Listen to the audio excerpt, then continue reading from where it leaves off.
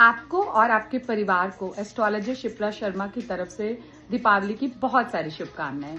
चलिए बात करते हैं कि पूजा करते समय कौन सी ऐसी चीजें हैं जो आप अपने मंदिर में रखें, जिससे आप लक्ष्मी माँ गणपति जी की कृपा तो पाएं ही साथ आप अपने प्लैनेट्स को भी स्ट्रॉन्ग कर सके। सर्वप्रथम आप मंदिर में चांदी का कॉइन जरूर रखें, मौली या फिर जो है तिलक का सामान जरूर, केसर का तिलक या फिर जो सिंदूर आप जरूर मंदिर में रखें, थोड़े से चावल जरूर रखें और पीले धनिये के बीज जो आप माँ लक्ष्मी की जब पूजा करते हैं जरूर रखते हैं।